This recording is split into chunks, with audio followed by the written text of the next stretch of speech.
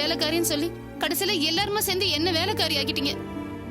பெத்த பிள்ளைய காணோம்னு சொல்லி உட்காந்து ஒரு நிமிஷம் வருத்தப்பட முடியுதாங்க? எது எக்கேடு கெட்டு போனாலும் சரி, வந்தவளுக்கு வடிச்சு கொட்டுறதுக்கே எனக்கு நேரம் சரியா இருக்கு.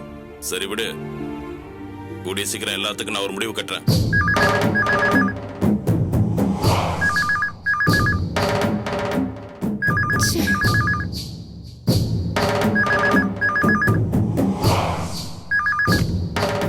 ஹலோ, யாரு?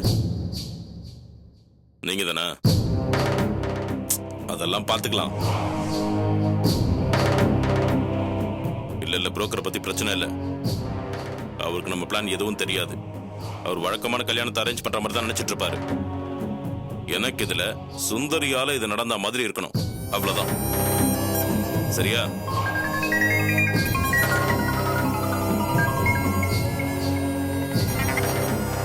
ஹலோ அப்பா, நான் பாலு பேசுறப்பா. ஒண்ணு இல்லப்பா, உங்ககிட்ட சஞ்சய் ஏதோ அர்ஜென்டா பேசணுமா? அவனோட புது நம்பருக்கு கூப்பிட சொல்றான். ஹலோ அப்பா. ஹலோ அப்பா. ஹலோ. சரி, நான் வந்து பேசிக்கிறேன். நான் அவர்கிட்ட பேசிட்டு உங்ககிட்ட சொல்றேன். சரியா? போன் பேசுங்க. ஹலோ அப்பா, நான் பாலு பேசுறேன்ப்பா. அப்பா, என்னப்பா ஆச்சு? ஒண்ணு இல்லப்பா, சொல்லு. அதான்ப்பா, நான் வெளியே இருக்கேன். சஞ்சய் அவனோட புது நம்பருக்கு கூப்பிட சொன்னா உடனே பேசுங்கப்பா. சரிப்பா, நான் பேசிக்கிறேன். சரிப்பா. எங்க சஞ்சய் இருக்கிற இடம் உங்களுக்கு ஏற்கனவே தெரியுமா? என்கிட்ட எங்க மறைச்சீங்க? ஒவ்வொரு நிமிஷமும் நான் எப்படி எல்லாம் தவிச்சிட்டு இருக்கேன். அப்படி என்னங்க நான் பாவம் பண்ணேன்? எங்க இப்படி தவிக்க விட்டீங்க? உனக்கு தெரிஞ்ச நீ வாயை வச்சுட்டு சும்மா இருக்க மாட்டேன். அதனாலதான். நான் என்ன சின்ன குழந்தையா? இந்த மாதிரி இந்த விஷயத்துக்காக செய்யறேன்னு சொன்னா நான் புரிஞ்சுக்க போறேன். எனக்கு என் புள்ள நல்லா இருக்கணும், அது மட்டும் தான் எனக்கு முக்கியம். சரி, இப்ப அவன் எப்படி இருக்காங்க? நல்லபடியா இருக்கான். ஒண்ணும் பயப்படாத. இந்த விஷயத்தை யாருக்கிட்டையும் வளரி தொலைச்சிடாத. அது எப்படிங்க நான் சொல்லுவேன்? ஏன் மேலே சந்தேகப்படுறீங்களா? லூசு மாதிரி பேசாத. இதுக்கு பேர் சந்தேகம் இல்ல. அப்சரா போலீஸ் கிலீஸ்னு ஏகப்பட்ட டார்ச்சர் கொடுத்துட்டு இருக்கா. நம்ம பையனுக்கு விசா ஏற்பாடுலாம் முடிஞ்சிருச்சு. இன்னும் 2-3 நாள் அவன் யாருக்கும் தெரியாம ஃபாரின் போயிடுவான். இப்ப சின்னதா இந்த விஷயம் லீக் அவுட் ஆனா கூட அவ்வளவுதான். அவ பாட்டுக்கு சரஸ்வதி அவன்னு ஆளுங்களை கூட்டு வந்து கலாட்டா பண்ணிடுவான். போலீஸ் பிரச்சனை ஆச்சுன்னு வச்சுக்க, சஞ்சய் ஃபாரின் போகவே முடியாது. நீ சைலண்டா பையனை காணும்னு அழுதுகிட்டு இருந்தீங்கன்னா யாருக்குமே டவுட் வராது. சஞ்சய் காணாம போயிட்டான்னு சொல்லி நாமளும் தேடுற மாதிரியே தேடிட்டு இருப்போம். 1 வருஷம் 2 வருஷம் ஆனா கூட பரவாயில்ல, அவ அங்கேயே இருக்கட்டும். கொஞ்ச நாளைக்கு மேல அப்சரா இங்க இருக்க மாட்டா. அவ போய் தொலைஞ்சதுக்கு அப்புறம் சஞ்சயை வர வச்சுக்கலாம். சரிங்க, நான் மூச்சு கூட விட மாட்டேன். அதுக்காக சஞ்சய் இருக்கானே நினைச்சுக்கிட்டு நீ பாட்டுக்கு சாதாரணமா இருந்துடாத. அவளுக்கு சந்தேகம் வந்துடும். இல்லைங்க, அதுக்கு நான் என்னெல்லாம் செய்யணுமோ அதை செஞ்சிட்டு இருக்கேன். தபார், இதுல எந்த குழப்பமும் வந்துடக்கூடாது. என்ன? இல்லைங்க, வராது. வராதுங்கிற நம்பிக்கை எனக்கு வந்துருச்சு. தபார், நான் நினைச்ச மாதிரியே சஞ்சய் ஃபாரின் போறான். அதே நேரத்துல அந்த கலியும் சுந்தரியும் நொந்து நொந்து சாக போறாங்க. எங்க எதுக்குங்க மறுபடியும் அவங்க கூட போராடிக்கிட்டு? விட்டு தொலைங்க. சஞ்சய் விஷயம் நல்லபடியா முடியுதான்னு மட்டும் பாருங்க. இங்க பார், உனக்கு எதுவும் தெரியாது. இந்த தடவை அவங்க தப்பிக்கவே முடியாது. அந்த கலிதீர்த்தம் அவளுக்கு சுந்தரி அவசர அவசரமா மாப்பிள்ள பார்த்துட்டு இருக்கால. சரி, அந்த பொம்பளை அதுக்கு தனியா கஷ்டப்படணும்னு அப்படின்னு சொல்லி நானும் கொஞ்சம் ஹெல்ப் பண்ணிருக்கேன். மாப்பிள்ள மாதிரி ஒரு குடும்பத்தை செட்டப் பண்ணி அனுப்பி வச்சிருக்கேன். கலிய பொறுத்த வரைக்கும் அவங்க எல்லாருமே சுந்தரி அனுப்பி வச்சவங்க தான். மாப்பிள்ள வீடுன்னு சொல்லி போறாங்கல்ல, அவங்க எல்லாருமே நான் சொல்றத கேட்கறவங்க. இப்ப இருக்க 2 பேருக்குமே என்னமோ சுந்தரிய கலியுக கடவுள் மாதிரி அந்த களி பேசினால, இப்ப அவன் என்ன சொல்ல போறான்னு நானும் பாக்குறேன். என் கஷ்டத்தை அவங்க பார்த்து முடிச்சுட்டாங்கல்ல, இது நமக்கான டைம். அவங்க கஷ்டப்படுறத நாம பாப்போம்.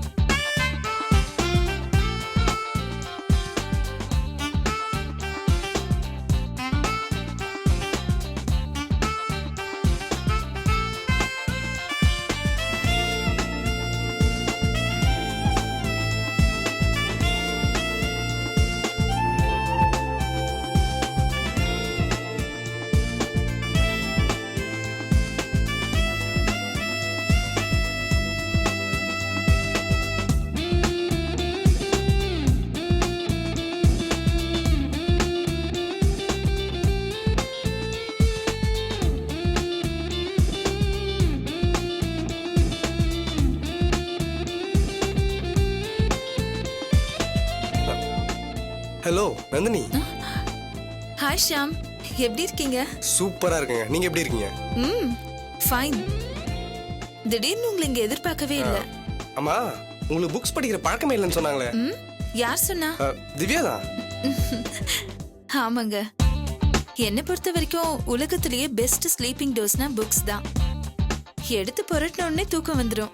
அப்புறம் எதுக்குங்க நீங்க புக் ஷாப் வந்திருக்கீங்க? ஏங்க, புக்ஸ்னா நீங்க படிக்கிறது மட்டும்தானா? ஆர்ட்ஸ் சம்பந்தமா எவ்வளவோ புக்ஸ் இருக்கே. ஆனா உண்மையிலே நீங்க திவ்யா கொடுத்த பெயிண்டிங் சான்ஸே இல்லைங்க. சூப்பரா இருந்துச்சு. அன்னைக்கே பாராட்டினேன். எல்லாரும் கிண்டல் பண்ணாங்களா, ஃப்ரீயா பேச முடியல.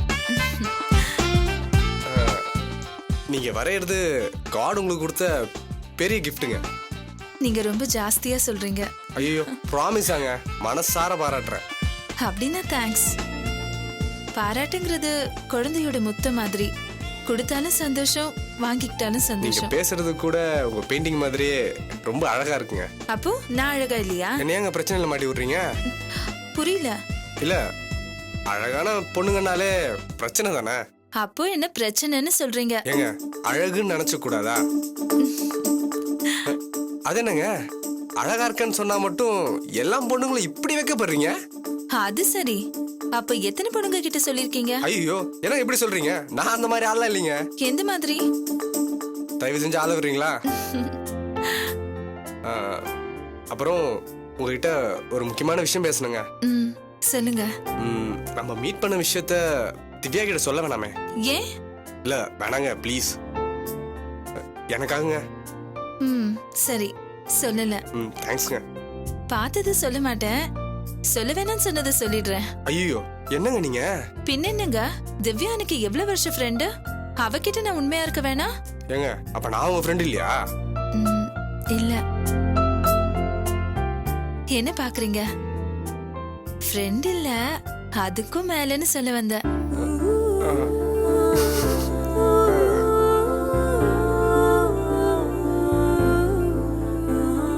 எனக்காக சின்னதா ஒரு ஹெல்ப் பண்ண முடியுமா? சொல்லுங்க. நீங்க பைக்ல தானே வந்திருக்கீங்க? ஆமா. என்ன கொஞ்சம் டிராப் பண்ண முடியுமா? ஷூர், பண்ணலாமே. வாங்க போலாம். தேங்க்ஸ்.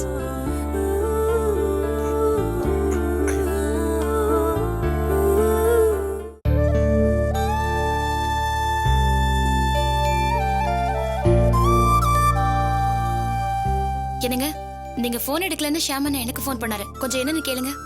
சரி. நட்ராஜ், அண்ணாச்சி கடை வரைக்கும் போய் மளிகை சீட்டு கொடுக்கணும். போயிட்டு வரியா? அப்புறமா போறமா.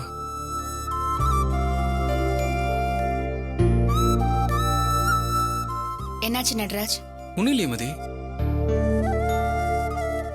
இங்க பாரு, பிரச்சனை நடந்து முடிஞ்சிருச்சு. திரும்பவும் அதே நினைச்சிட்டு இருந்து என்ன பண்ண போற? எல்லாத்தையும் மறந்துட்டு வேலையை பாரு. நீ இப்படி இருக்கிறதுனால அம்மா நீ எதையும் மனசுல வச்சிட்டு இருக்கிறதா அவங்க நினைச்சிட்டு இருக்காங்க பாரு. அம்மா கூட பரவாயில்ல, திவ்யாவை நினைச்சு பாரு. அவ மனசு கஷ்டப்படக்கூடாதுங்கிறதுக்காவது இதை இதோட விட்டுரு. ஆமாப்பா, நாம அதையே நினைச்சிட்டு இருக்க கூடாது. இந்த திவ்யாவுக்கு தாலி பிரிச்சு போகணும். அதுல நம்ம எல்லாரும் ஒண்ணா நிக்கணும்ல. இப்பவே நம்ம சண்டைக்காரங்க மாதிரி இருந்தா ஒருத்தர் மூஞ்ச ஒருத்தர் எப்படிப்பா பாத்துக்கிறது? என்னப்பா, ஏதாவது சொல்லு. அதெல்லாம் ஒண்ணும் இல்லம்மா. அப்படின்னா எப்போ இருக்கிற மாதிரி சாதாரணமா இருடா. அப்படிதான் மதி இருக்கேன். சரி மதி, தாலி பிரிச்சு கோக்குறத எப்ப வேணாலும் வச்சுக்கலாம்னு சம்பந்தி அம்மா சொன்னாங்க இல்லையா? அதுக்கு நல்ல நாள் எப்போன்னு பாக்கணுமேமா. அம்மா, ஃபங்க்ஷன் பண்றதுன்னு முடிவு பண்ணிட்டோம். அதை நல்லபடியா பண்ணுவோம்.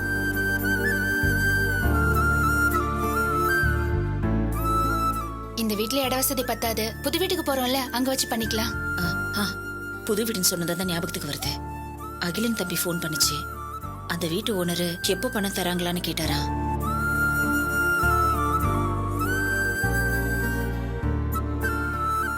நட்ராஜ், கம்பெனில கேக்குறேன்னு சொன்னியே, என்னப்பா ஆச்சு? அம்மா, எம்டி ஃபாரின் டூருக்கு போயிருக்காரு. நேத்தே வந்திருக்கணும். ஒரு டூரை 1 வீக் எக்ஸ்டெண்ட் பண்ணிருக்காங்களாம். அடுத்த வாரம் தான் வருவாராம்.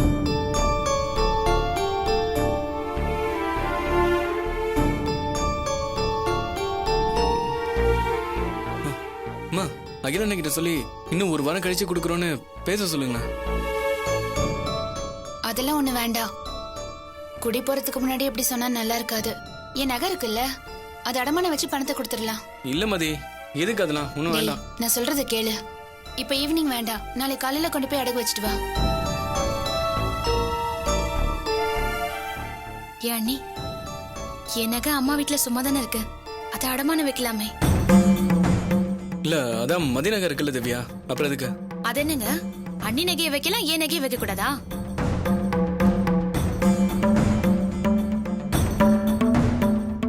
நீங்க வேண்டான்னு சொன்னா இந்த வீட்டு பிரச்சனையில எனக்கு சம்மந்தம் இல்லைன்ற மாதிரி இருக்கு.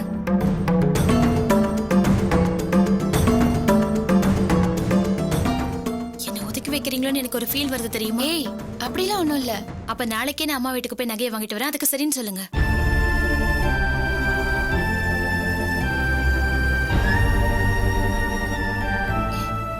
என்ன எதுவும் பேசாம இருக்கீங்க?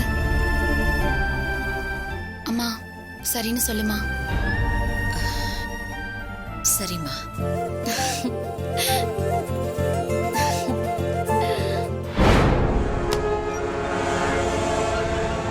வாங்க சார். என்னப்பா வீடெல்லாம் சௌகரியமா இருக்கா? பிரமாதமா இருக்கு சார். இனிமே கல்யாணம் வரைக்கும் நீங்க தான் இந்த வீட்டுக்கு சொந்தக்காரங்க. சரிங்க சார். சார் இது உங்க கெஸ்ட் ஹவுஸா சார்? இதை விட நல்ல வீடு எனக்கு என் ஃப்ரெண்ட்ஸுக்கு நிறைய இருக்குமா, அதுல எப்படி உங்களெல்லாம் தங்க வைக்கிறது?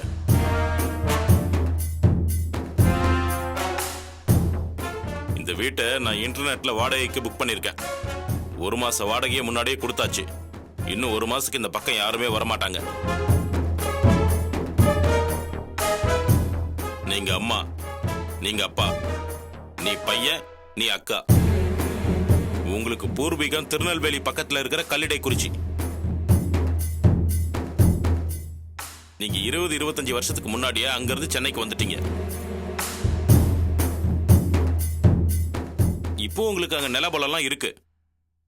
அதை உங்க பங்காளிகளாம் பராமரிச்சிட்டு இருக்காங்க.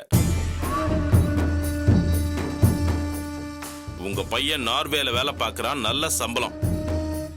இந்த மாதிரி தான் நீங்க எல்லாருக்கிட்டையும் சொல்லணும். என்ன நான் சொல்றது புரியுதா? சார் நாங்க நல்லா படிச்சிருக்கோம், நீங்க சொல்றது நல்லாவே புரியும். அப்புறம் நீங்க மூர்த்திங்கிற புரோக்கர் மூலமா விஷயம் கேள்விப்பட்டு பொண்ணு பார்க்க போறீங்க. சரி சார். சார் அவருக்கு எங்களை ஏற்கனவே தெரியுமா சார்? இத பாருங்கம்மா, இப்பத்துல இருந்து ஒரு விஷயத்த மறக்கவே மறக்காதீங்க. நாம பண்றது டிராமான்னு நம்ம 5 பேருக்கு மட்டும்தான் சரிங்க. தெரியும். இதுல யாரு வந்தாலும் அவங்க யாருக்குமே இந்த விஷயம் தெரியக்கூடாது. சரியா? சரி ஓகே சார். சரி சார்.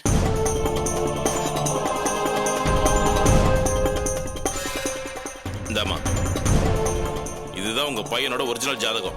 Okay sir. இதோட காப்பியை தான் நீங்க கொடுத்ததை நான் புரோக்கர் கிட்ட கொடுத்து விட்டுருக்கேன். Okay sir. அது எங்க போய் சேரணுமோ அங்க போய் சேர்ந்துருச்சு. உங்களோட ரிலேஷன் ஒருத்தர் தான் புரோக்கர் கிட்ட உங்களை பத்தி ரொம்ப பெருசா சொல்லியிருக்காரு. புரியுது சார். Okay sir. இப்ப இந்த ஜாதகம் சுந்தரிங்கிறவங்க கையில தான் இருக்கு. அவங்க தான் பொண்ணுக்கு எல்லா ஏற்பாட்டையும் பண்ணிட்டு இருக்காங்க. நீங்க நாளைக்கு அவங்களை நேர்ல போய் பாருங்க. எவ்வளவு முடியுமோ அவ்வளோ அந்த அம்மா கிட்ட நல்ல பேரை வாங்கிக்கங்க. எப்படி இந்த சம்பந்தம் நடந்தே தீரணும்னு அந்த அம்மா அடம் பிடிக்கிற அளவுக்கு நீங்க பண்ணணும். சார் அதெல்லாம் கவலைப்படாதீங்க சார், நாங்க சூப்பரா பண்ணிடுவோம் சார்.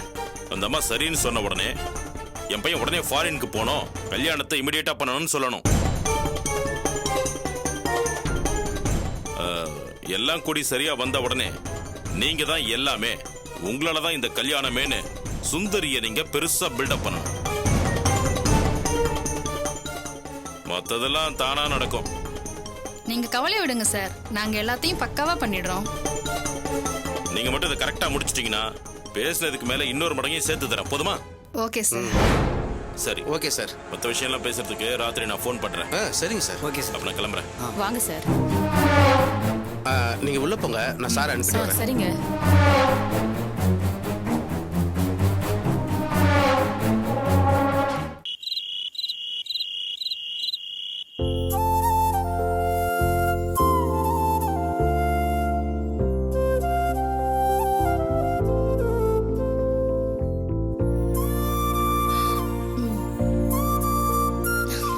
ஏய் என்ன திவ்யா, கொஞ்ச நேரம் படிச்சுட்டு தரேனே.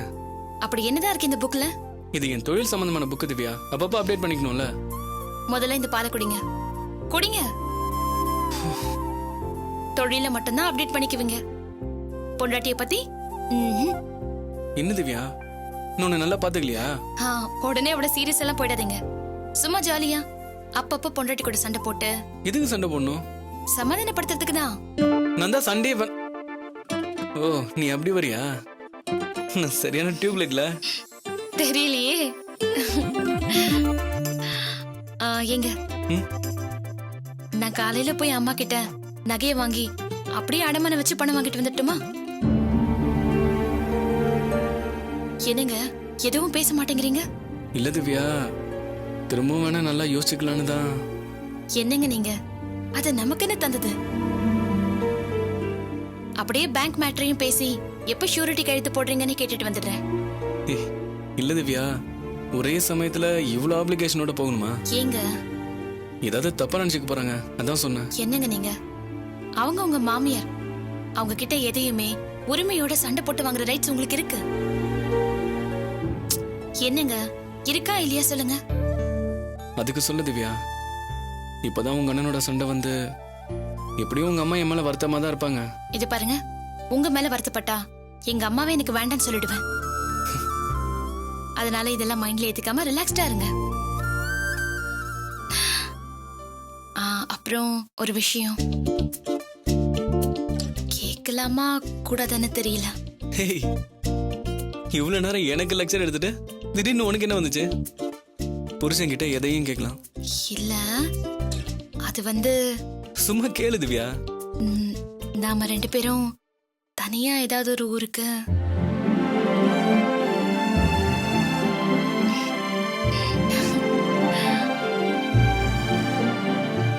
சாரி திவ்யா. என்னங்க ஆச்சு? இல்ல, கல்யாணம் ஆனதுமே உன்கிட்ட ஹனிமூனுக்கு எங்க போலான்னு நான் கேட்டிருக்கணும். இப்ப நீயே கேக்குற மாதிரி வச்சிட்டல, அதான். என்னங்க நீங்க அதனால என்ன? சரி சொல்லு, எங்க போலாம்? எங்க வேணாலும் கூட்டிட்டு போங்க. பாண்டிச்சேரி. அதான் உங்க விருப்பம்னு சொல்லிட்டேன்ல. உடனே நான் அதுக்கு ஏற்பாடு பண்றேன். நம்ம சீக்கிரமே பாண்டிச்சேரி போறோம். பாலை குடிங்க. சரி.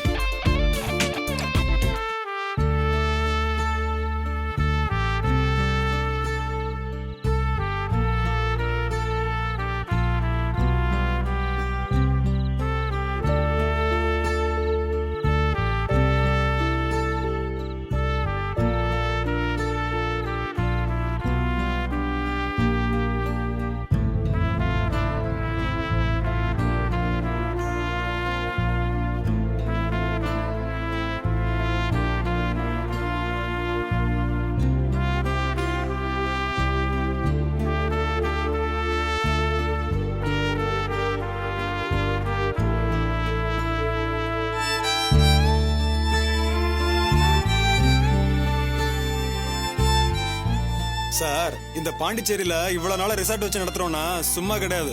போலீஸையும் சரி கட்டணும், ரவுடிங்களையும் சமாளிக்கணும். மாஸ்க் மாதிரி 4-5 முகம் வச்சிருக்கோம். யாருக்கு எந்த முகத்தை காட்டணுமோ அந்த முகத்தை காட்டுவோம். நீங்க கஸ்டமருங்கிறதுனால தான் உங்ககிட்ட இந்த அளவுக்கு பேசிட்டு இருக்கேன்.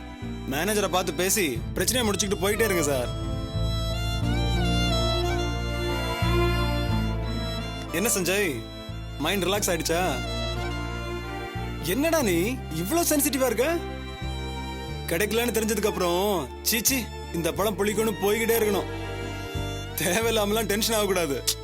டேய், திவ்யாலாம் ஒரு ஆளு. அவ கிடைக்கலன்னு ஃபீல் பண்றேன்னு நினைச்சியா? தேவதையாவே இருந்தா கூட பொண்ணுங்க விஷயத்துல கரெக்டா இருப்பாண்டா. நான் மிஸ் ஆனது அப்சரட்ட மட்டும் தான். திவ்யா எனக்கு கிடைக்கலங்கிற வருத்தம்லாம் இல்ல. அசிங்கமா அந்த நடராஜ் பையிட்ட தோத்து போயிட்டவன் தான். அவன்லாம் என் முன்னாடி நிக்க கூட தகுதி இல்லாதவன்டா. திடீர் மாப்பிள்ளைய ஏன் இடத்துல உட்காந்து தாலி கட்டுறான்னா அவன் என்ன எனக்கு ரீப்ளேஸ் பண்ணிட்டா? அவன் ஒரு குடிகாரன்டா. குடிச்சிட்டு அவன் பண்ண அடுமை நெட்ல வந்துச்சுடா. அவன் ஒரு பொறுக்கி. என் அளவு படிச்சவனா என்ன? மக்கு சாம்பிராணிடா அவன். எப்படிடா பாலு, எந்த விதத்துல அவன் எனக்கு சரியா இருப்பான்? டேய் விட்ரா, திவ்யா மேலதான் உனக்கு எந்த கிரேஸும் இல்லைன்றல்ல, அப்புறம் என்ன? அவன் இல்லைன்னா கூட வேற எவனோ ஒருத்தன் அவளை கல்யாணம் பண்ணிக்க தானே போறான். அது யாரோ ஒருத்தனா இருந்தா பிரச்சனையே இல்லை. அது நட்ராஜுங்கிறது தான் பொறுத்துக்கவே முடியல. நான் இருக்க வேண்டிய இடத்துல சீ, சொன்னால கேவலமா இருக்கு. அத்தனை பேத்துக்கு முன்னாடி என் சட்டையை பிடிச்சு போலீஸ் இழுத்துட்டு போச்சு. அதை விட அவன் திவ்யா கழுத்துல தாலி கட்டிட்டான் கேட்கறதுக்கு தான் அசிங்கமா இருந்துச்சு. ஏன் கண்ணு முன்னாடி 2 பேரும் சிரிச்சு பேசி சந்தோஷமா இருக்கிறத பார்க்கும்போது அவங்க 2 பேரும் சேர்ந்து என் மூஞ்சில துப்பிட்டு கைத்தட்டி சிரிக்கிற மாதிரி இருந்துச்சு.